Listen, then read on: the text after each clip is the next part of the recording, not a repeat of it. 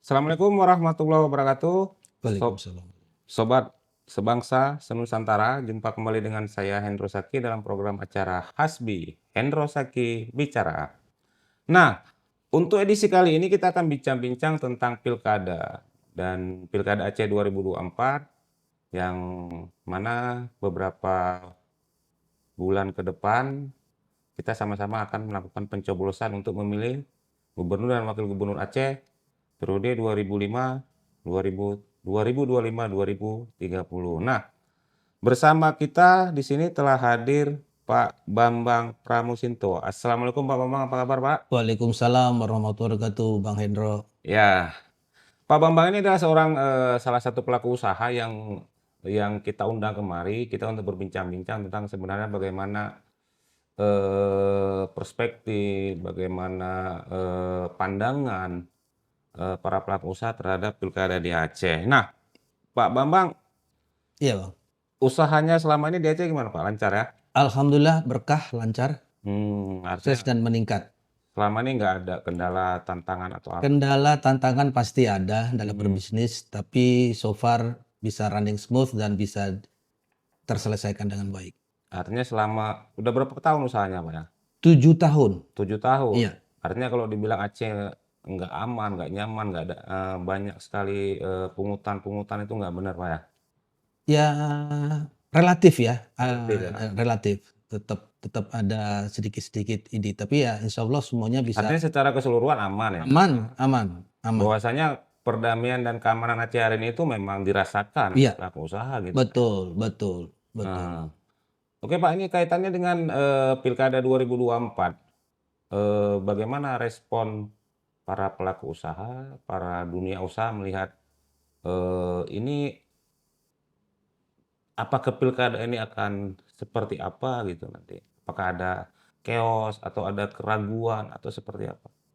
Ya, mungkin saya bisa sampaikan yang pertama adalah setiap investor tentunya mereka mengharapkan jaminan keamanan Ah, saat berinvestasi di suatu daerah.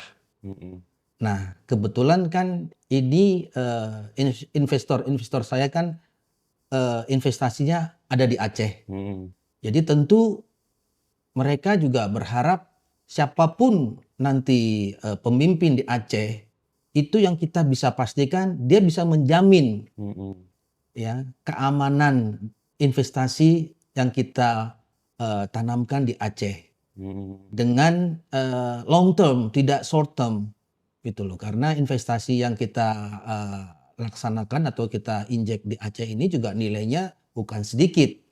Miliaran ya, Miliaran, teman-teman triliunan ya. betul. Dengan return of investment ya berkisar di 6 tahun, 7 tahun. Hmm, Mungkin di tempat lain bisa lebih, mm-mm, tergantung daripada berapa besar investasi yang mereka tanamkan di Aceh. mm. Nah, inilah saya pribadi yang mewakili investor yang dari sisi saya tentu berpikir figur mana Mm-mm. yang kira-kira bisa menjamin itu. Nah, ini dari dua figur ini ada pasangan Pak Bustami Hamzah, Pak Rami, dan juga ada pasangan Muzakir Manap dan Fatlullah. Hanya Ya, ada dua pasangan di Aceh, Pak. betul.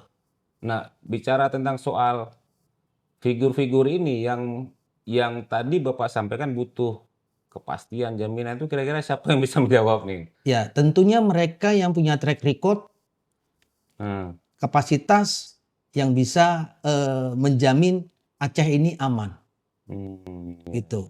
Ya, kita para pengusaha ya mungkin bisa, bukan mungkin, saya rasa masing-masing bisa menilai sendiri. Oh, kalau si A Mm-mm. pasti aman lah. Tapi itu memang ada pembicaraan ya di kalangan internal kawan-kawan pengusaha bahwa ini kita menunggu dulu ini Ada, ada ya ada, terpilihnya gubernur baru baru kita ada. Wait investasi and see baru. juga, wait Masih and wait and see, see ya. wait and see, betul. Hmm, Karena dari sisi kita pun juga sebetulnya ada lagi mau berinvestasi untuk mengembangkan bisnis kita. Kayak sekarang kan grup kita sudah punya 2 hotel. Yang awalnya 2017 itu cuma punya 1 hotel. Sekarang kita sudah punya 2 hotel, ya, 1 funland, dan kita akan berinvestasi di bidang yang lain. Diskusinya seperti apa tuh kira-kira Pak? Ya tentu Ini bos siapa kita nih gubernur? ya, kita lihat gitu. Hmm. Kalau si A Hmm. aman ini, kalau si B belum tentu Oh gitu gitu. ya, sampai ke situ ya diskusinya Iya, ya. iya. Karena nilai uang yang diinvestasikan bukan Hmm. kecil. Hmm. Apalagi kalau kita bersinggungan dengan bank. Benar. Tentunya kan kita punya kewajiban setiap bulan untuk membayar itu ya, Membayar pinjaman ya. pinjaman itu tadi lah ya. Betul. Jadi kalau kita nggak yakin 100%, jangan coba-coba. Ini nilainya miliaran bukan ratusan Ya. Nah, ribu. kalau pandangan subjektif Pak Bambang sendiri lah terhadap dua pasangan calon gubernur Aceh ini, dari track recordnya, dari rekam jejaknya, dari visi misinya, itu bagaimana? Pandangan subjektif ya? Ya, tentunya kita sudah bisa menilai ya kira-kira para pengusaha itu lebih lebih condongnya kemana itu sudah ada Hmm. ya. Dan mungkin di sini saya bisa kasih spill sedikit bahwa kita ini para pengusaha yang di Aceh khususnya Hmm. mengharapkan siapapun pemimpinnya yang memang betul-betul kebijakannya itu adalah juga berpihak pada pengusaha, pada investor, gitu loh. Jangan hanya mengandalkan atau hanya berpikir pada kepentingan pribadi, kepentingan politik, Hmm. kepentingan golongan, tidak, gitu. Jadi harus yang betul-betul eh, kebijakannya itu yang populer untuk para investor, untuk pengusaha, gitu loh. Ini yang sangat-sangat kita harapkan. Hmm. Jangan mereka yang nanti duduk itu mereka punya kebijakan tidak populer untuk ke kita, tidak bersahabat dengan para investor atau pengusaha hotel.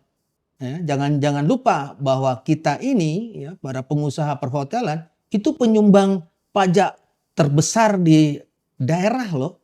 Ya, Ya, ya, ya. saya katakan bahwa 2 minggu yang lalu hari Minggu di Car Free Day hotel kita dua-duanya mendapatkan ini loh piagam penghargaan dari wali kota sebagai pembayar pajak yang taat dengan nilai yang cukup besar loh, gitu loh. Jadi ya mohon nanti siapapun itu pemimpinnya, dia harus melihat ke situ. Nggak gampang loh Iya. bahwa investor ke Aceh itu nggak gampang loh. Ya. Butuh jaminan. Iya, jaminan keamanan ya. Karena saya beberapa kali juga ketemu dengan investor yang akhirnya mundur dari Aceh. Ya, Karena perhotelan ya. soal keamanan juga. Betul. Keamanan, perizinan yang complicated. Kemudian juga tantangan di SDM gitu loh. Ya. Saya bertemu dengan beberapa operator besar di Indonesia, hotel, yang karena kebetulan mereka nginepnya di Kiryat, mereka discuss dengan saya. Kendalanya di mana? Ya kendalanya saya kasih tahu ini. Tapi jangan takut, kita punya strategi untuk overcome masalah tersebut gitu. Iya. Nah, dari dua pasangan calon gubernur Aceh ini ada Pak Bustami, ada Mualim atau Pak Mujagir Manap. Dua-duanya Pak Bambang kenal nih?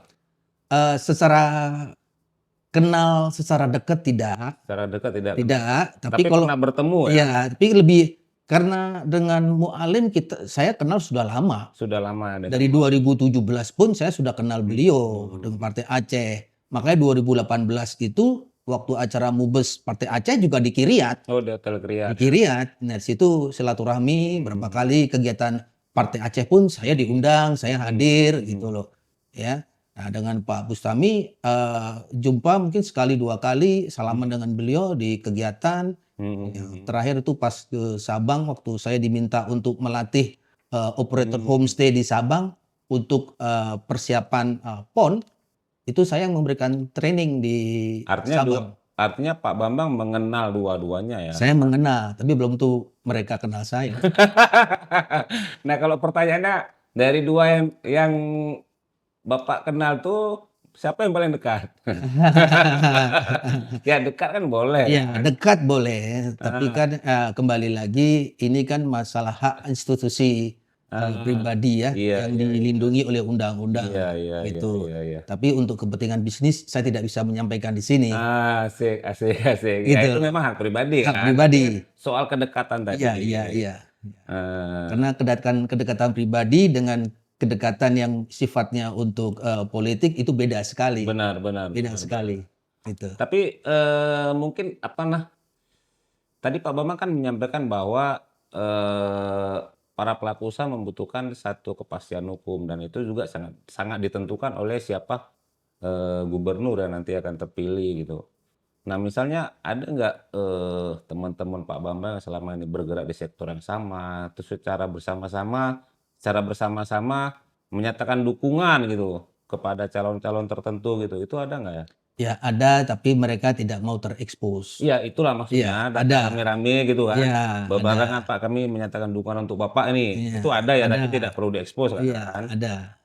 Heeh. Dan mereka pun nggak tahu apa karena di depan saya mereka sejalan dengan saya, gitu loh. Iya. Menyatakan dukungan mana nih? 1 apa 2 nih? Rahasia, Mas, ya? Rahasia, Rahasia karena nggak boleh rahasia. diekspos tadi Tidak kan? boleh diekspos. Nah, tentu kan, eee pengusaha kan punya feeling dan juga punya insting terkait dengan, outlook lah atau masa depan, berusaha di Aceh. Nah, ini, eee, relevansinya gimana nih Bang Bambang? Apakah, kalau kita salah menentukan pilihan atau, pemimpin kita salah yang kita pilih ini, berdampak nggak terhadap Pasti dunia berdampak, usaha? pasti berdampak. Ya, kita bisa melihat juga belakangan ini misalkan ada 1, 2 kebijakan yang tidak mendukung dunia usaha itu ya Mhm. sangat sangat berpengaruh sekali, gitu loh, ya, Gitu. sangat berpengaruh sekali. Iya, iya, iya.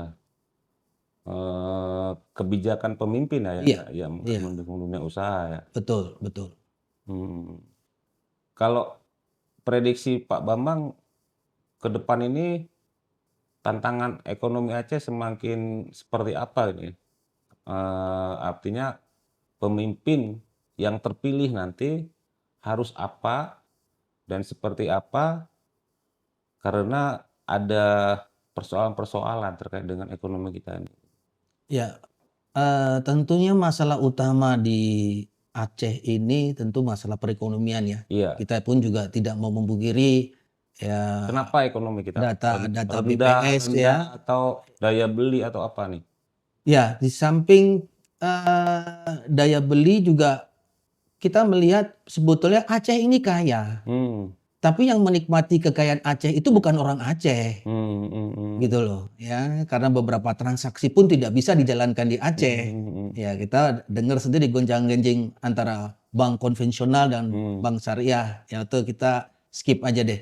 Ya, tapi intinya bahwa perekonomian di Aceh ini yang menjadi tantangan utama. Kita pun di dunia usaha pariwisata juga melihat bahwa sebetulnya Aceh ini indah, hmm, pemandangannya, lautnya, gunungnya hmm, indah, tidak kalah dengan Bali. Ya, beberapa tamu saya PON kemarin pun hmm, terkejut-kejut.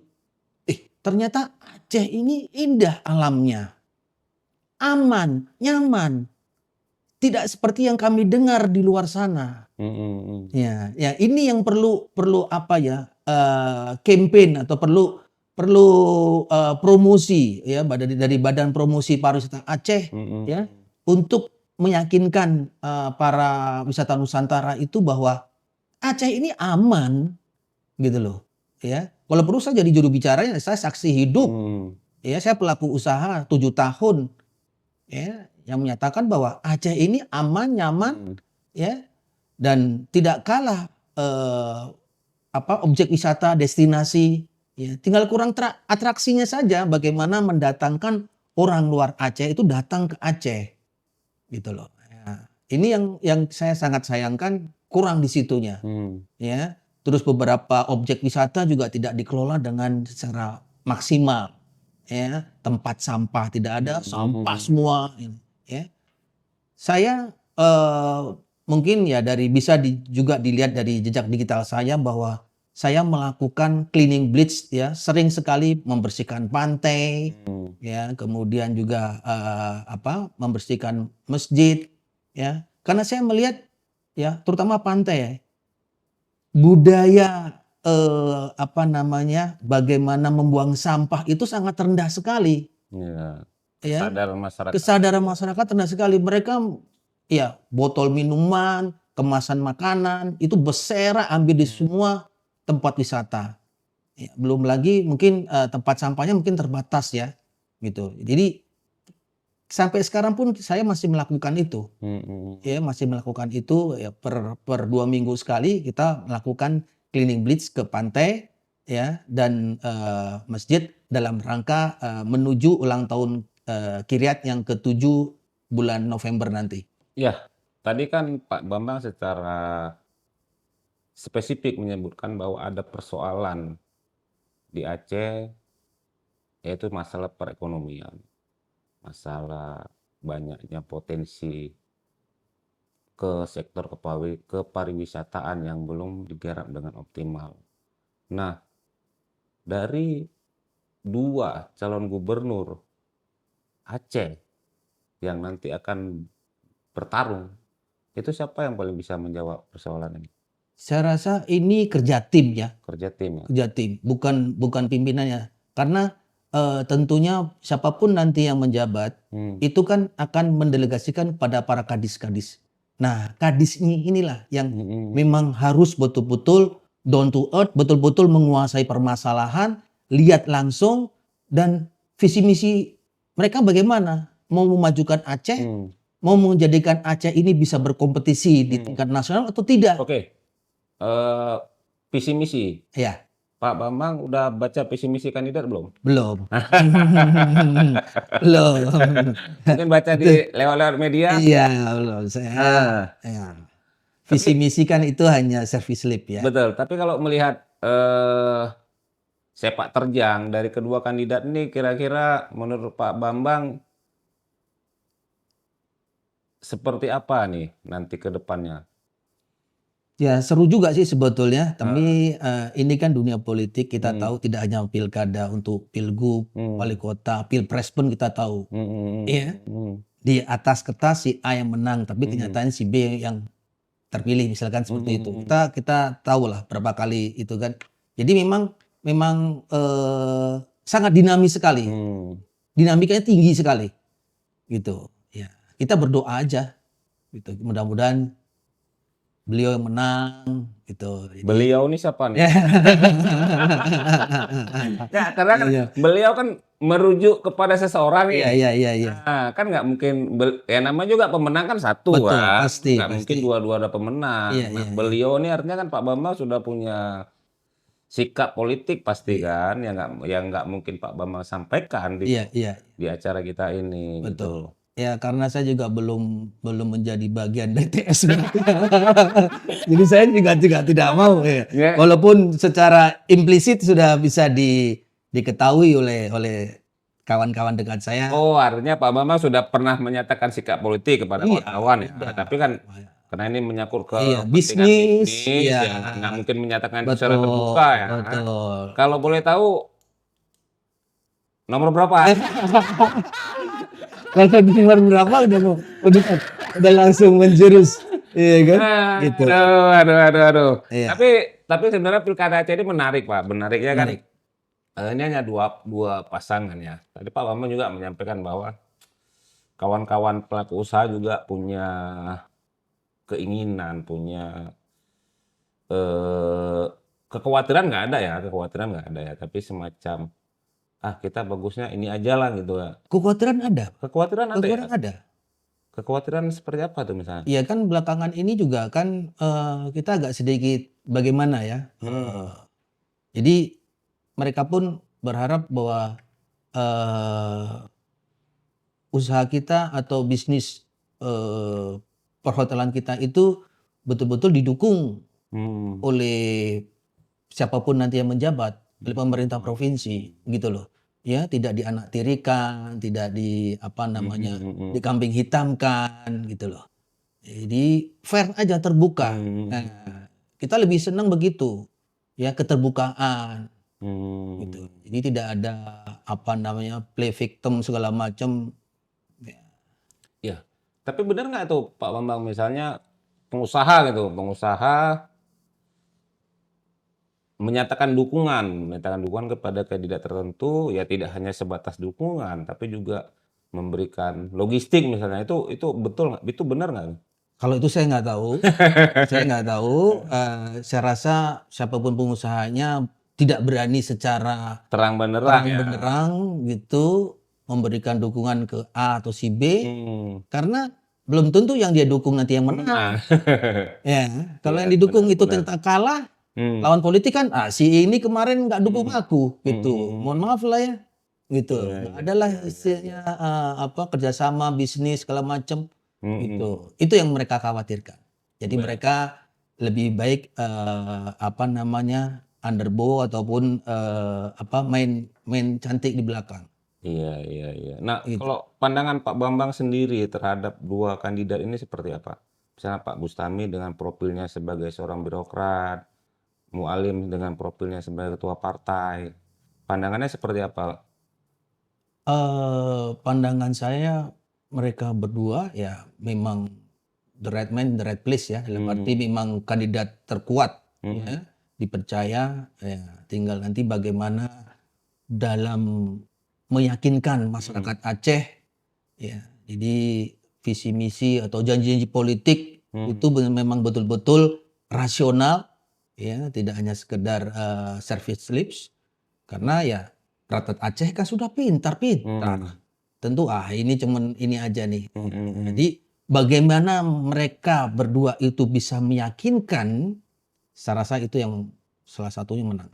Iya. Nah, kalau dari sisi pelaku usaha, sebenarnya apa yang harus dilakukan seorang pemimpin jika nanti dia terpilih, biar dunia usaha di Aceh lebih maju, lebih berkembang, lebih bertumbuh? Yang masih menjadi ganjalan sekarang oleh para investor adalah masalah perizinan. Perizinan ya. Perizinan itu lama dan costly, biayanya tinggi. Biayanya tinggi ya. Itu biaya yang masuk ke negara atau biaya yang Dua-duanya, unpredictable?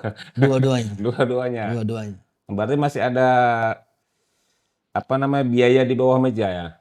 Saya rasa bukan rahasia umum ya. Saya tidak mengatakan iya, tapi dimanapun juga pasti ada.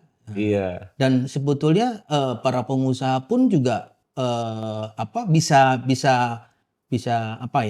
memaklumi gitu loh. Ya.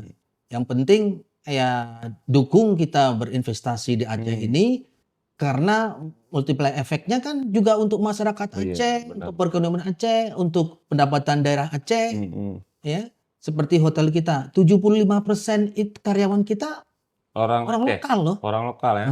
Berapa banyak karyawan Pak Mas? 110. 110 di seluruh jaringan ya? Iya, Kiryat saja. Di Kiryat aja. Alhamdulillah lagi ada 20. Gitu. Jadi itu yang harus diperhatikan. Gitu. Jadi kalau semakin dipermudah perizinan, biayanya tidak terlalu tinggi, saya rasa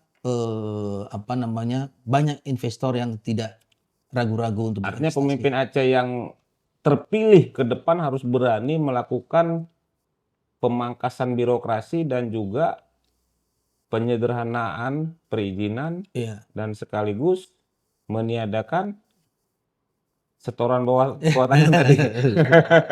Saya tidak mengatakan itu. Tapi itu ada ya.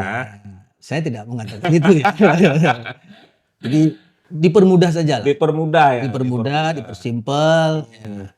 Dipermudah bukan berarti dipermurah. Mudah dan murah itu beda. Mudah dan murah. Pasti ada biaya yang harus kita keluarkan, kita bisa mengerti. Itu bagian daripada investasi awal. Itu nggak apa-apa, capital kita. Tapi ya dimudahkan lah. Iya. Nah, harapan yang seperti Pak Bambang sampaikan tadi, itu siapa yang bisa menjawab? Satu atau dua? Oh, itu kompleks. Ini kompleks sekali ini. Kompleks, saling berkaitan. Dari dinas satu ke dinas yang lain itu saling berkaitan. Tapi kan kembali kepada soal kepemimpinan tadi kan. Iya. Nah, kan pemimpin yang leadership tadi kan sebagai pengambil keputusan tertinggi, dalam hal ini kan gubernur. Betul. Nah, siapa yang bisa menjawab itu dari dua kandidat nih? Menjawab mungkin dua-duanya bisa. Dua-duanya bisa menjawab. Bisa Tapi menjawab. siapa yang berani? Ya, mengeksekusi itu yang masih perlu dipikirkan lagi. Dipikirkan apa nih Mas? Ya tentunya belum bisa kita judgement sekarang ya. Asik. Belum bisa. Mm-mm. Belum bisa. Mm-mm. Gitu. Mm-mm. Oke Pak Bambang, mungkin yang terakhir nih. Ya. Untuk Pilkada Aceh 2024, keinginan kawan-kawan pengusaha seperti apa? Ya, tentunya tadi saya sudah sampaikan bahwa kebijakan-kebijakan pemerintah provinsi itu juga harusnya ramah investasi. Artinya mendukunglah dengan bisnis kita ini, gitu loh. Ya, fair play, kemudian terbuka dan tidak baperan, gitu loh. Ya, tidak baperan. Artinya ya kita ini yang saya sampaikan tadi bahwa kita ini penyumbang pajak terbesar juga di Banda Aceh ini gitu loh. Jadi ya mohon juga in return-nya kita diperhatikan gitu loh ya. Kita tuh kemarin waktu zaman Covid 2 tahun kita berdarah-darah loh. Kita berdarah-darah untuk bisa survive ya, agar kita tidak memphk-kan karyawan ya. Kemudian perekonomian tetap berjalan ya, tamu tetap bisa berkunjung ke Aceh. Bagaimana caranya kita melayani? Ya 2 tahun kita berdarah-darah. Ya, nah ini kita sudah paling tidak recovery ya. Tolong disupport terus gitu loh. Ya, disupport terus. Jadi saya minta ya kebijakannya yang populer lah untuk ke kita. Siap. Tidak hanya ke pihak-pihak tertentu saja. Itu. Siap Pak Bambang, tapi saya tadi masih penasaran dengan Pak Bambang sebut sebagai beliau tadi. Iya. Nggak usah dijawab. Iya. Beliau itu. Nanti saya jawabnya setelah ada pemenangnya. Saya jawab. Baik Pak Bambang, terima kasih. Ya. Saudaraku sebangsa dan setanah air. Pak Bambang, terima kasih atas kehadirannya. Sama-sama. Assalamualaikum warahmatullahi wabarakatuh.